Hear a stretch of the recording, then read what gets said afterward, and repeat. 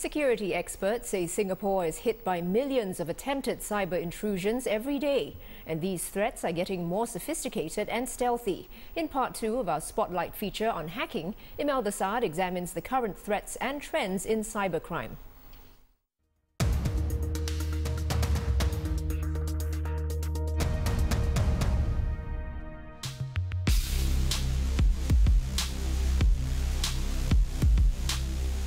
A highly wired city, with almost every citizen attached to a mobile device, makes Singapore a larger target for cyber criminals.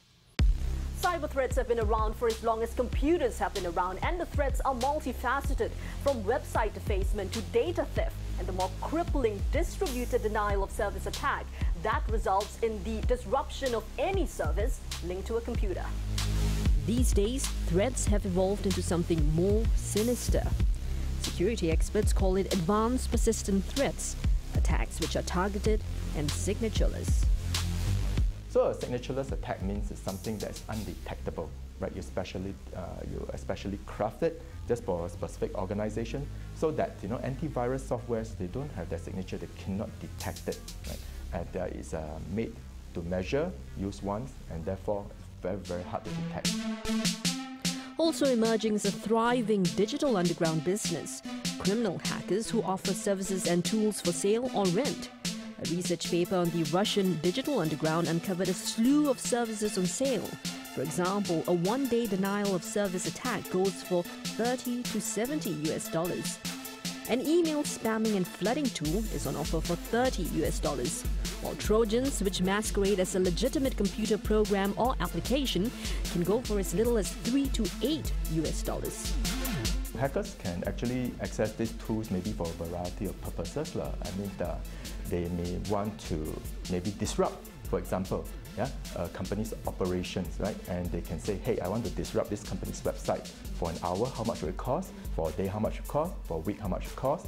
Trend Micro predicts that in 2014, there will be one major data breach incident a month and more attacks on mobile devices. And in Singapore, the recent spate of cyber attacks, which involve the defacement of government websites and data theft, have put government agencies on heightened vigilance. They've enhanced the security of their IT systems by bringing forward maintenance plans, which includes checking for vulnerabilities, software patching, testing links, and putting in measures to mitigate distributed denial of service attacks. On November 5th this year, unusually high internet traffic to various government websites was observed throughout the day. Authorities said this was indicative of attempts to scan for vulnerabilities or potential denial of service attempts. Here at the Cyberwatch Centre, a team of officers work around the clock to manage the Infocom security for the whole of government. We are talking about millions of attempted attacks on government every day. In the internet world, sometimes they coordinate their attacks. So we must be prepared for the worst. We must be prepared for the most sophisticated attacks, and we must be able to ensure that we protect the citizens, and if we are compromised, then we quickly act and restore the service. The government has a national cyber security master plan, which anticipates future threats and outlines strategies to mitigate them. Authorities say the key is in having layers of defense. Prevention, such as patching up vulnerabilities and ensuring antivirus software is kept up to date, is critical. But no system is 100% foolproof, so just as critical is the ability to quickly detect the threat, respond to it by taking it down, and restoring services. The most often cited cybersecurity attack in recent years happened in South Korea in March this year, when some 32,000 computers were affected and banking services, including internet banking and ATM machines, were disrupted. Speculation was rife at that time that the attacks had originated from either China or North Korea. Security experts say threats to Singapore come from all over the world, from regional countries to Eastern Europe and the Middle East. The nature of the internet actually, unfortunately, right, makes it very easy. Firstly, to attack a victim's organization from anywhere in the world. It's also very easy to mask your activities as well, right? To hide where you're from, right? And thirdly as well, there are different jurisdictions of law in various countries. Singapore's Computer Misuse and Cybersecurity Act addresses intra-jurisdiction issues, but legal experts say there are other factors that come into play.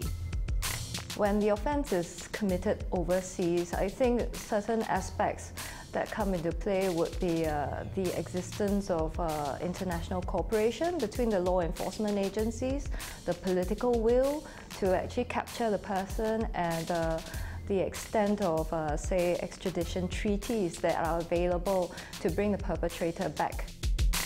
And even if it's just attempted hacking, the law will apply. The Computer Misuse and Cybersecurity Act does make it an offence to try and gain access to facilitate hacking. So it is possible to criminalise attempted hacking in Singapore. Threats, no matter how superficial they may appear on surface, are taken very seriously by authorities here. What happens behind the web defacements, right? Behind the web interface, there are actually a big ton of infrastructure, what we call the internal infrastructure of a company. The databases, which controls sensitive customer data, right? The applications, right, which is used to maybe generate purchase and payment instructions, and even internal corporate communications through emails as well. So all these are actually things that are behind what we call the tip of the iceberg, right? And if these are actually intruded upon or permeated in by threat actors, I think a lot more devastation, a lot more harm, a lot more losses can take place as well. We do not want to underestimate the threats. For example, if we face a distributed denial of service, where they pump numerous traffic into our system to take it down, if it affects essential services like power supply, telecom links, or maybe even healthcare systems, the consequence will be grave because it affects the safety of the citizens. If they manage to steal data, it's the data of the citizens. Not only his privacy is compromised, he could face economic losses as well. Now, while you cannot completely prevent cyber attacks, security experts say individuals can play a part to mitigate the effects. For example, something as simple as hardening your password.